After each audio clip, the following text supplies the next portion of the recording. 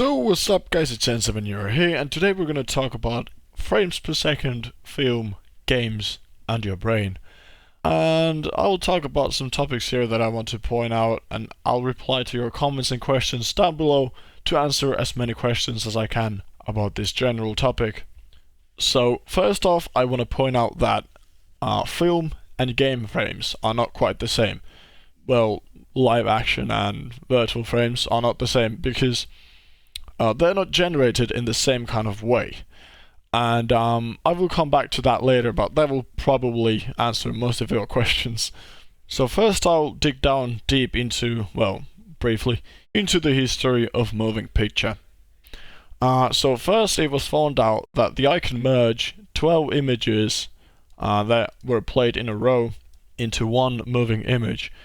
And this was when there was no sound in the background, and it was shot with 1/12 of a second shutter speed.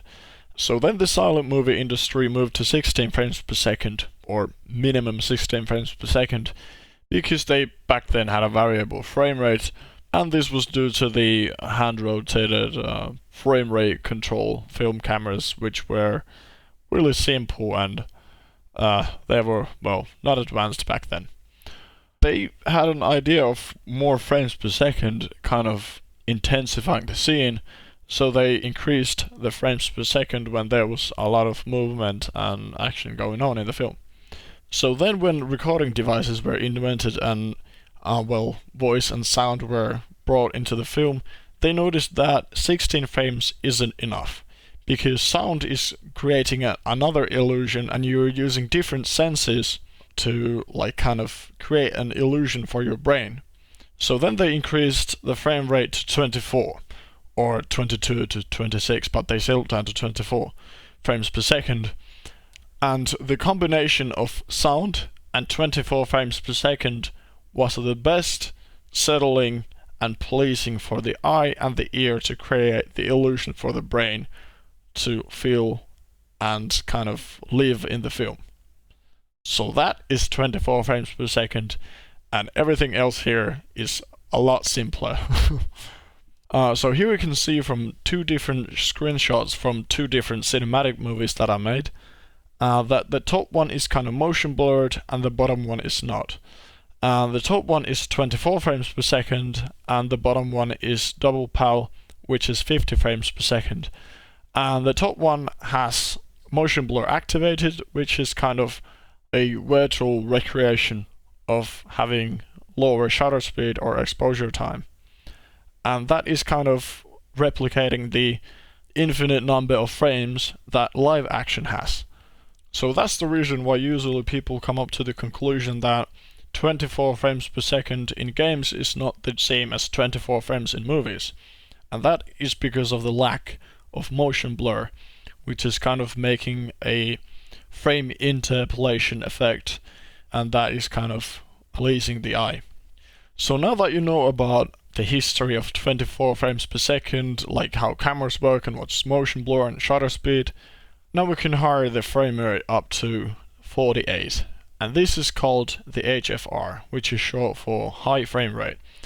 And this was first brought in the movies by The Hobbit, which is kind of part of the Lord of the Rings, whatever. It's not important. But after people watched the movie in HFR, which is, well, 48 frames per second, they thought that it's too much, like it's not real anymore. It doesn't feel authentic like in normal standard 24 frames per second movies. And that is for the reason that when there's more frames, an eye has to catch more information from what you're looking at. And that's what I call the lazy eye effect. Like, you cannot watch a movie with your lazy eye anymore because 48 frames is giving you too much information about moving things in the screen, and you'll have less of that interpolation effect, and you have to watch more sharp things on the screen. And when you play games, it's quite normal that you have over 100 FPS, or you're even playing it in 240 FPS. And that is normal, and it seems really smooth. even though there's no motion blur at all. And that is for the reason that you're kind of in an intense situation and you have to register as much information as you can to catch everything. Meanwhile, in movies, you're trying not to catch everything and you're trying to have the lazy eye to kind of make the movie seem the most authentic, while in games, you're trying to catch everything. That's basically how you play games and how you watch movies in a nutshell. That also applies to sports, where you are trying to watch it as high frame rate as you can because you want to see everything that's happening and it's intense. So it's basically the same as playing games. So now I will show you a comparison between 24, 30, 48 and 60 FPS side by side on the screen.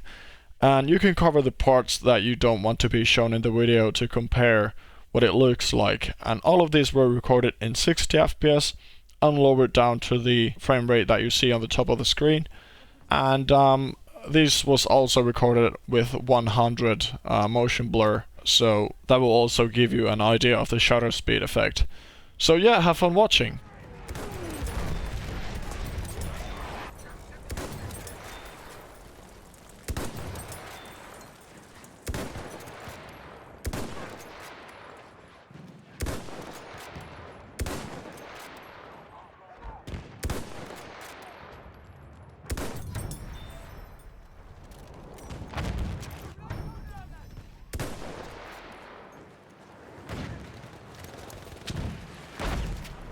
To the objective.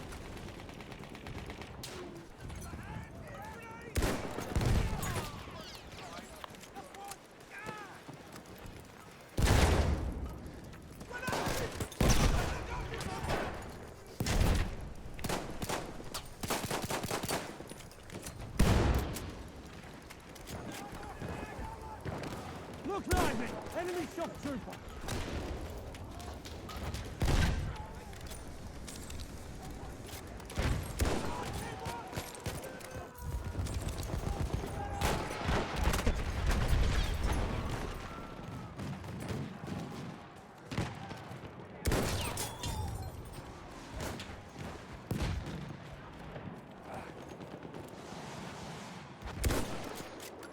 There's an enemy shock trooper!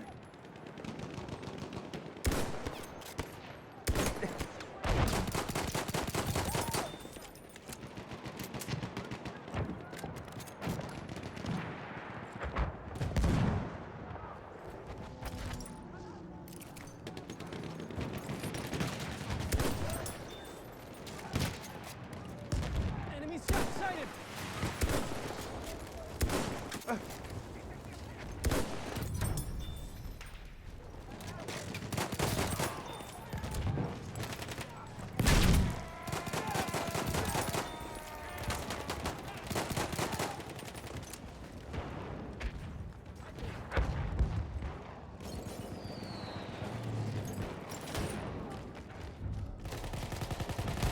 Ammo, anyone?